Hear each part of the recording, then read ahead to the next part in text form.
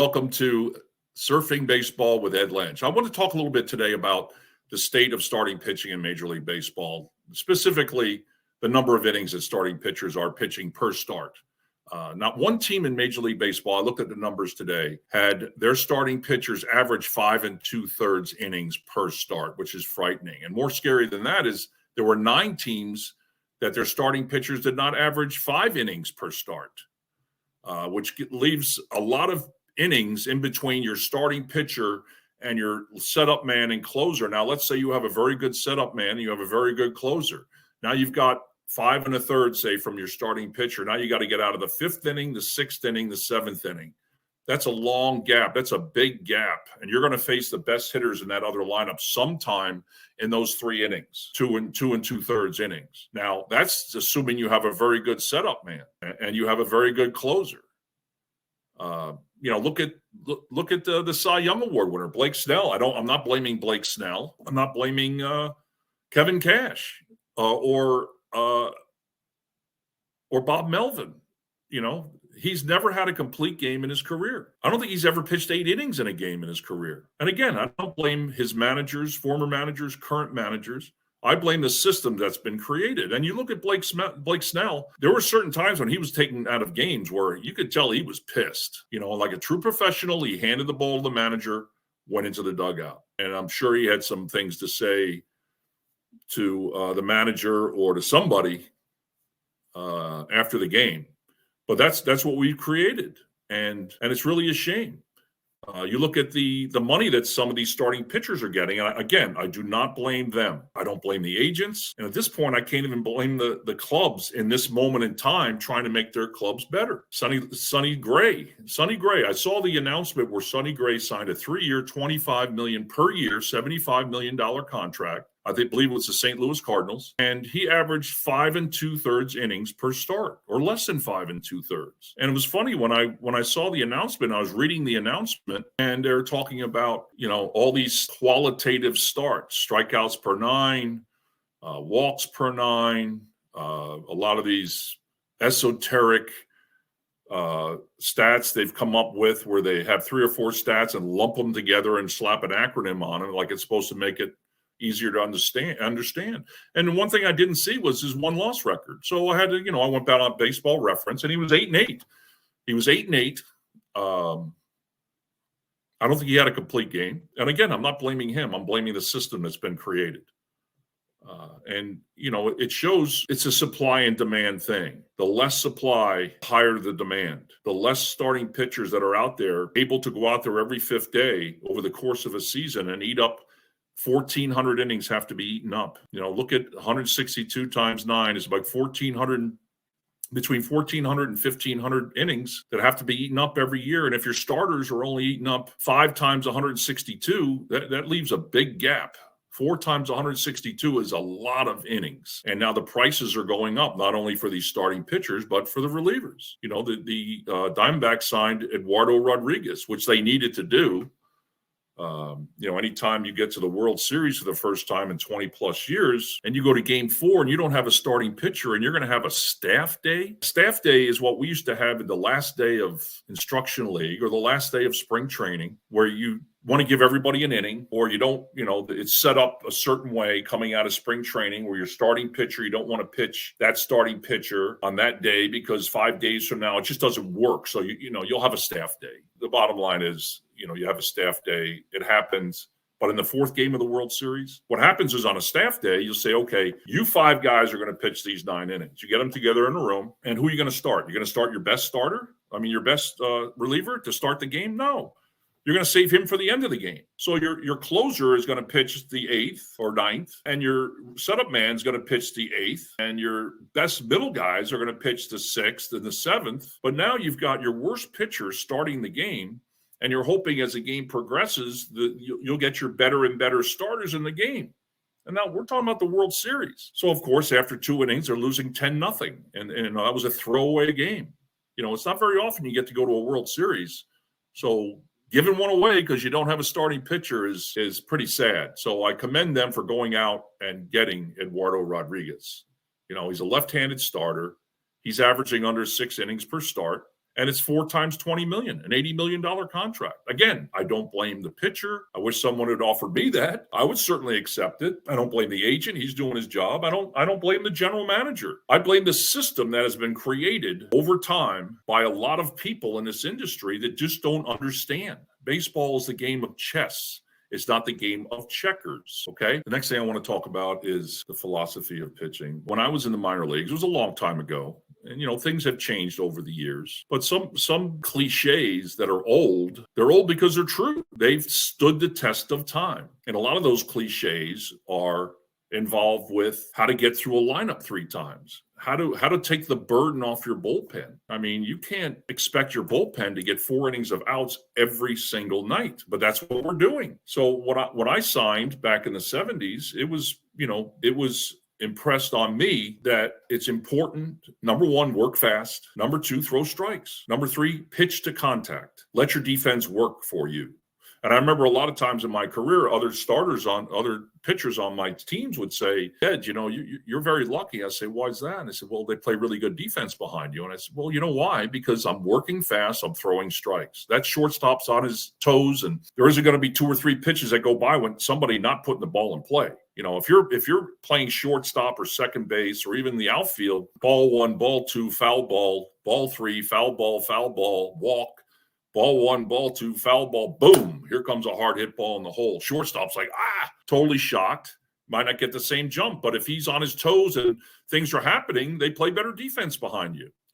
Pitching to contact. I'm not talking about throwing fastballs down the middle, hoping somebody hits the ball. No, you're gonna get hit hard. Throw quality strikes. Ron Darling, in my first interview, my first guest ever on my podcast, good friend, he'll be back. But he said his goal when he went out there was throw 2 of the first 3 pitches to every hitter for strikes, and that one of several things are going to happen, and most of them are good. Number 1, it's either going to be a 1-2 count, or he's going to hit a ball, put it in play, and you're going to get an out out of it, or you're in a position now in a 1-2 count. That's a pitcher's count. Hitters hate hitting in pitcher's counts. Now you have the luxury of throwing pitches off the plate.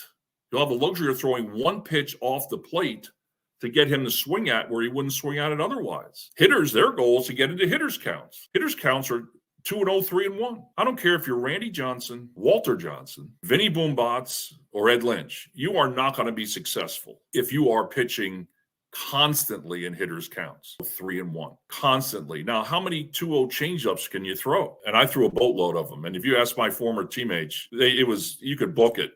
I was told a 2-0 changeup, and I threw a bunch of them, and a bunch of them landed up in the second deck, but I got some outs on it. The bad hitters swing at it, put in play, and I get an out. The good hitters, they just look at it. Quality changeup, down and away, strike 1. Okay, it's 2-1. Now what do you got for me? Another changeup? So pitching in hitters counts is a slow or quick, painful death. And again, you're going to work fast. You're going to pitch to contact. When I got to the big leagues, Joe Torre took me aside and said, Ed, I want you to throw fastballs low and away until you have to throw something else.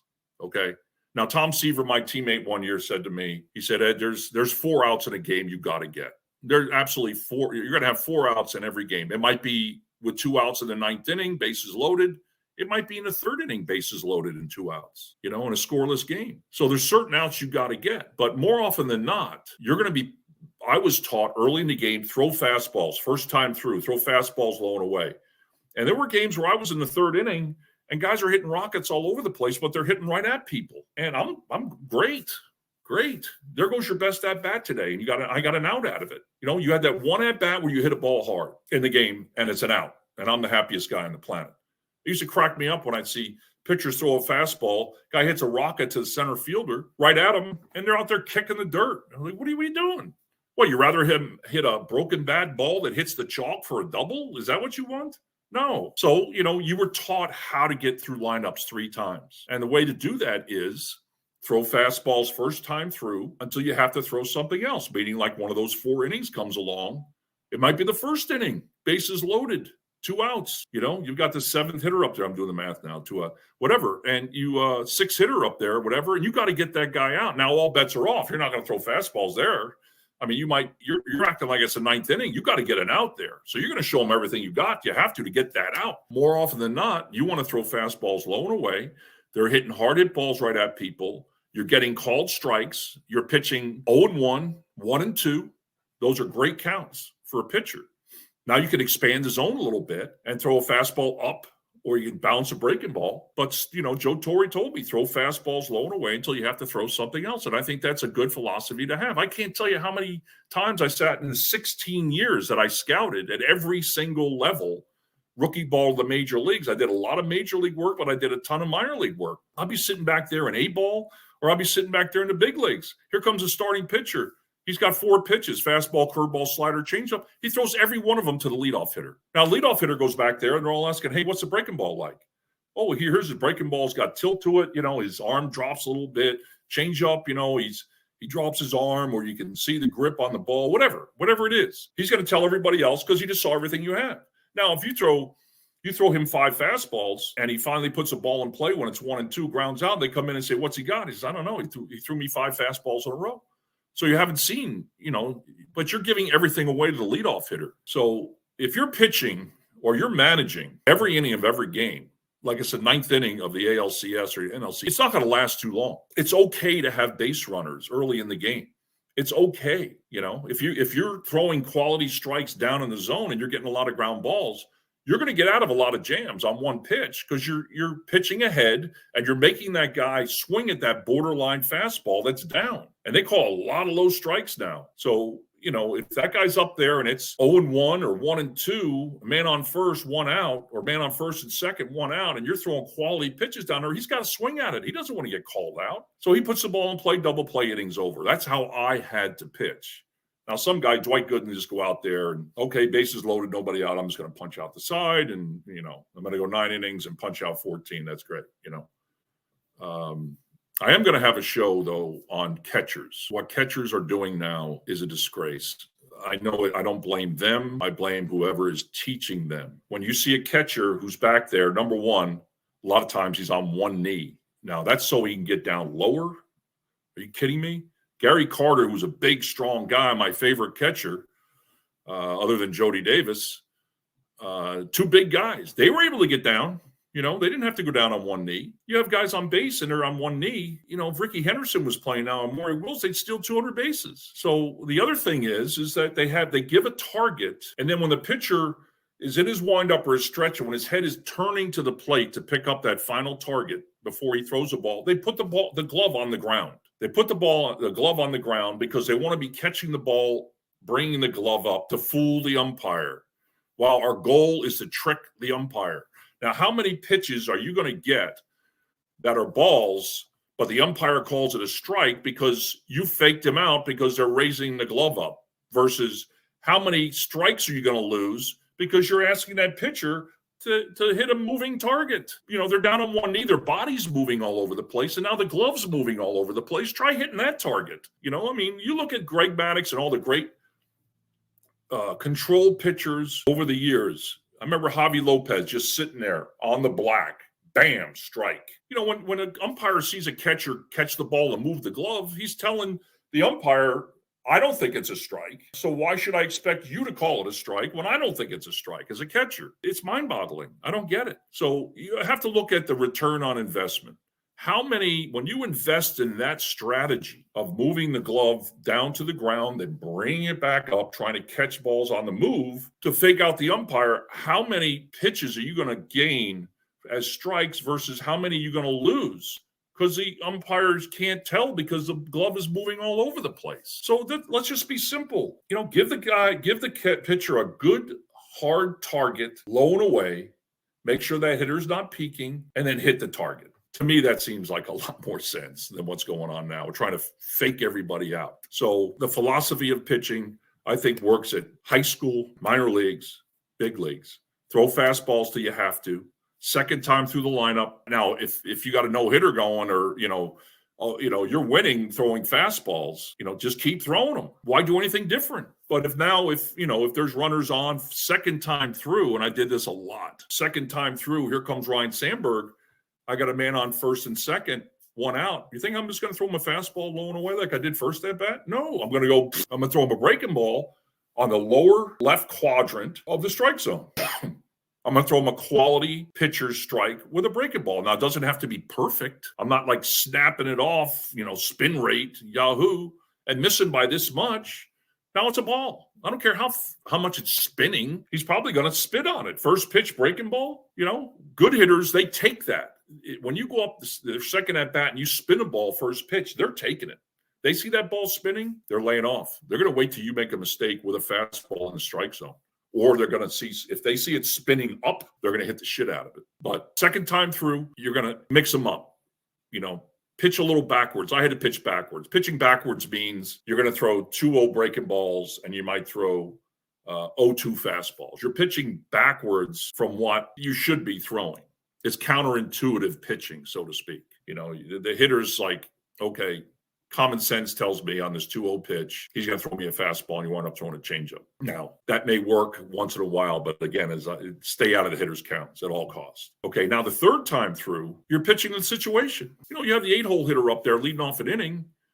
It's now the 6th inning, and here comes the 8-hole hitter. You're just going to throw him fastballs low and away. You're going to pitch to the situation, totally pitch to the situation. You're not going to throw him a breaking ball first pitch. You don't want to walk this guy. And now with the no DH, you got a good hitter behind him. Last thing you want to do is start, walking guys at the bottom of the lineup with nobody on. And then you got all those big, strong hitters coming up, top of the orders coming up after those guys. So you pitch in the situation, get through the lineup the third time. Now, there are guys in the lineup now that have had 3 at-bats off you and have not seen all your pitches. So, and I'm remembering, okay, I'm going to face Mike Schmidt. I faced him more than any hitter I faced, 75 plate appearances, okay? I'm going to pitch him so wacky. I really don't care if I walk him. I'm not going to walk him, but I don't care if I do. So I'm going to throw him 2-0 sliders. I'm going to throw him something weird. I mean, it's probably better to talk about a guy that's a pretty good hitter that, I'm trying to think of Tommy Herr, who owned me. Guys like that, good hitters, but not like the great hitters. Guys that are like a 5 or a 6 as a hitter. They're going to hit 280 to 300 in that area. They're good hitters. Those are the guys, the third time through, you're going to pitch to the situation with those guys differently than you're going to pitch to the situation to a guy hitting 200. The situation and the hitter is going to dictate how you pitch. And then now the fourth time through, if you're out there, you've got a big lead, or, if you had the bullpen that we had in New York, I wasn't pitching in a 2-1 game in the 8th inning. I'll tell you that right now, not with Roger McDowell and Jesse Orozco out there. So I didn't really have to worry about that fourth time through, but they're saying now that you can't face hitters. That third time through the lineup, guys' numbers go way down. And it's because of all the reasons I just said, because you've shown them everything you got in the first 2 at-bats. I had lunch with Dave Stewart a couple weeks ago, and he says, Eddie, we got to teach pitchers to pitch with their fastball, and we don't. So I hate to sound like a rag artist or a dinosaur or a know-it-all, but these are simple concepts. And I think when you come into your after the draft, when you bring all your signed players into one spot, have a mini camp. This is the way we used to do it. After the draft, we would bring in, the draft is only, I think, 20 rounds now, so it's different. But, you're bringing all your pitchers in extended spring, and you get the message to them right away, that, hey, this is what we're going to do.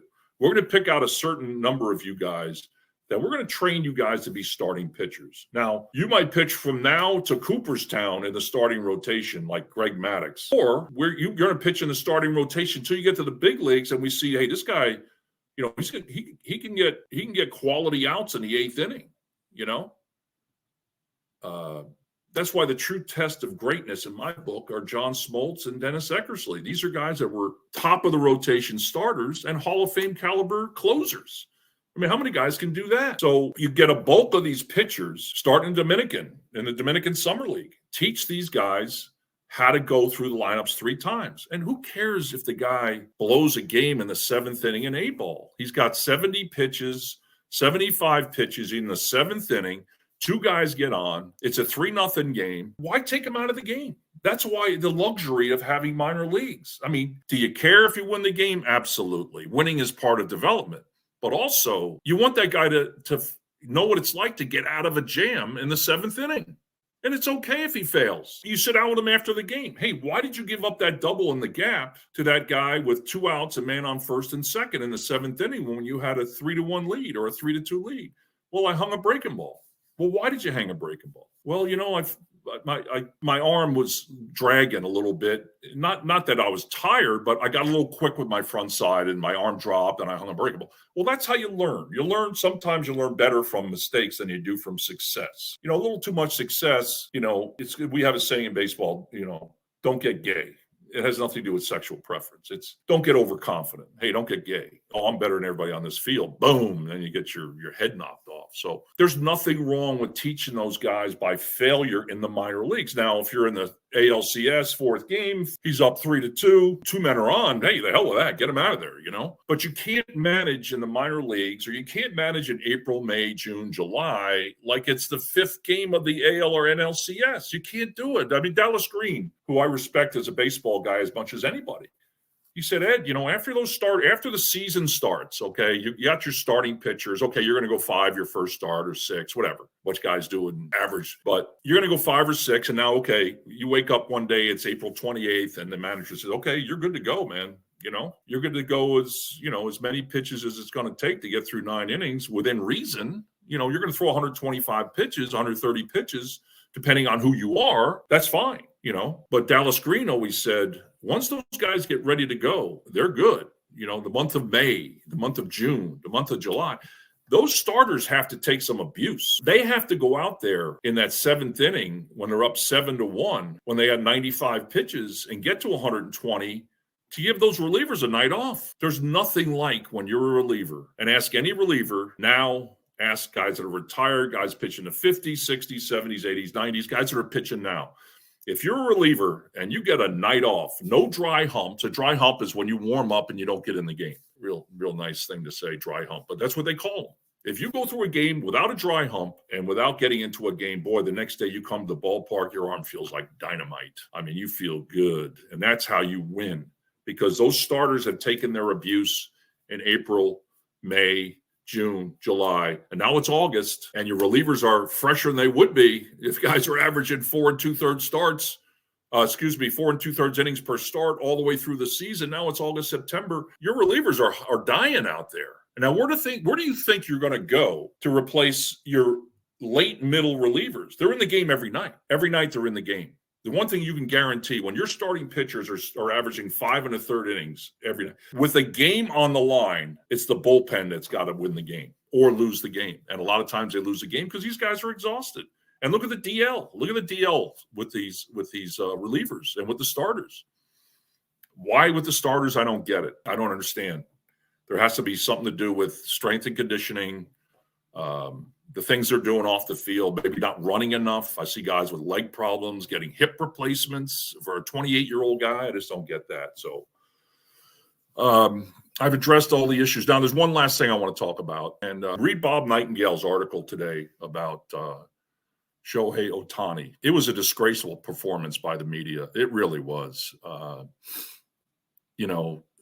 This guy's in the final stages of negotiation. There were certain indicators out there that I knew. I would have put 90% bet that the Dodgers were going to sign him by things I heard off the record and from people inside the industry that I'm not going to share with you because I want to keep friendships and not share certain things. But, somebody gets on this thing called Flight Tracker 24. It's an app. And they see that a plane is leaving John Wayne Airport in California and it's going to be flying to Toronto. So obviously it's Shohei Ohtani's on that plane, right? He lives in Newport Beach. He's in Newport Beach. He must be flying to Toronto. So it's the only jet why would any jet ever fly from John Wayne Airport to Toronto this week? It can't be anything other than that, right? People don't travel from California to Toronto unless it's Shohei Ohtani. So now they're tracking this plane across the United States and people are writing about it. Reputable news organizations are writing about it. Reputable journalists are writing about it. Obviously, Toronto's they've already signed them. It's all over. Now the plane lands in Toronto and they have writers and photographers running out to the tarmac and it's a guy from Shark Tank. I mean, how embarrassing is that? I'd be embarrassed for the media industry and they should be embarrassed. And the thing that cracks me up the most is, Ohtani and his agent, those guys handled this negotiation as professionally and as honestly as you could possibly handle it. They didn't leak numbers. They didn't leak team names. They didn't try to create false interest that a lot of agents do. Yeah, the Red Sox have interest in my guy, trying to drive the price up. The Yankees price up. Oh, geez, we don't want the Red Sox to get him. Well, he's talking to the Red Sox, so we better give him $5 million more than we think he's worth. I mean, it's ridiculous. It's ridiculous. So it was a dark day for the media. Read the article that my partner Bob Nightingale wrote. It was really a good article. And with the advent of social media, it was a lot simpler when I signed a free agent 25 years ago. I mean, it was a lot simpler. We didn't have bloggers, we didn't have websites, we didn't have social media. Now you got fan clubs making announcements about a signing. I mean, really, a fan club coming out and announcing the signing of a free agent. And unfortunately, as I said, Ohtani and his agent handled this as perfectly as you could possibly handle a negotiation. And they got criticized for it, doing damage to his career and the industry. Wait a minute. They're doing damage to the industry because they're not giving you information that's going to help you make more money? That's damaging the industry? Boy, that's a real selfish approach. So it was a dark day for the media. And another thing, okay, he signed $700 million. So everybody's saying, well, they're getting a $70 million DH. That'll be the case next year. Now, there's a thing in baseball, it's called AAV, average annual value, okay?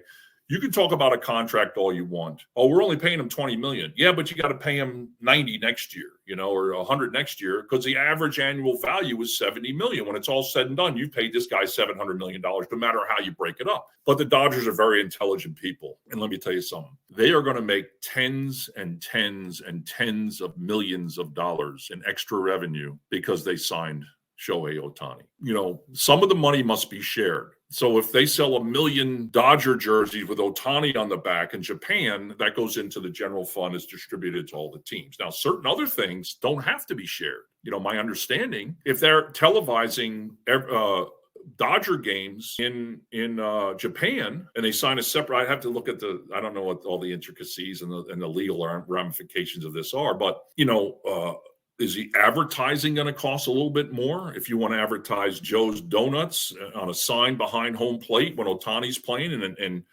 5 million people in Japan are watching, then they got Joe's Donuts sitting there looking them in the face? I mean, those revenues are on your advertising have to go up, I would guess. I'm not an advertising guy, but the more people that see your product, I would think they're going to pay more money to do so. And I don't know how much of that money is shared. Maybe none of it is shared in the general fund. I don't know. It'd be hard for me to believe that, they're going to start sharing the Dodgers advertising revenue with the Pittsburgh Pirates. I don't see that being fair or equitable. So much of baseball is unfair and unequitable, but I don't see that as being fair or realistic. So another thing, they're going to defer a lot of money. For me, I'm going to defer a lot of this money if I'm Ohtani. The joke yesterday was Gavin Newsom is celebrating because he's going to balance the budget and sit in California with the taxes off this contract. It's absurd. It was a joke. Ha, ha, ha. But the truth is that you better have a strategy to avoid some of these taxes, and maybe deferring the money, some of the money or most of it, is going to avoid a huge tax bill. So you might have a situation next year where they're paying him $35 million and they're making $40 million in extra revenue because of the advertising. Is it a possibility? Sure. Could the experts look at this and say I'm an idiot? Sure, they could say I'm an idiot. But looks like common sense to me. I've got 40 years in the game. I had 11, 12 years in the front office. I heard all the, I had business meetings with the business people. I was around some very smart baseball people, Andy McPhail being one of the smartest. And, I know how teams think. It's more, it's a business, it's a game. But when you get to that level, it's the business of baseball.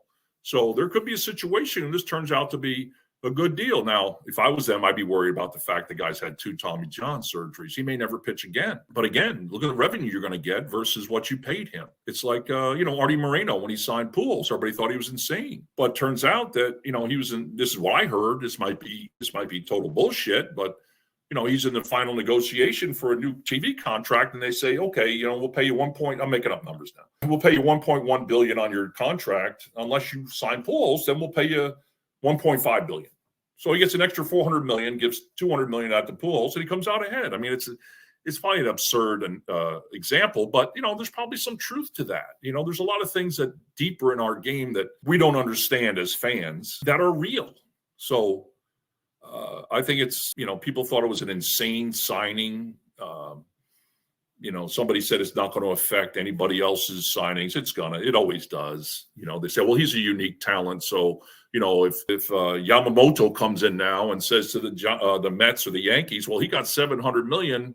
I was looking for 250, but I won 300 now. That's going to happen. It's going to happen. And they're going to say, well, he's unique. Yeah, but he's a DH next year. I'm going to pitch 200 innings for you guys. I think that's got value, and he set the bar, the new high bar. So again, I didn't want to ramble on and on, but that's my philosophy of starting pitching. Clubs, I think, can save themselves a lot of money if they train, if they create the supply. And then when the time comes when these guys are in their second, third, fourth, fifth years, now you've got the New York Mets of the 1980s. You got Ron Darling, you've got Sid Fernandez, you got Dwight Gooden, you've got Rick Aguilera, you've got all these quality starters that you developed yourself. Number one, you have control over them, and number two, they're a lot cheaper. Arbitrate with them every year for the first 5 years of their career. It's a lot cheaper than giving them $150 million and they blow out. So that's my thoughts today. I hope you guys don't yell at me too much. And as Pat McAfee says, please don't sue me. Anyway, thanks for listening. Talk to you soon.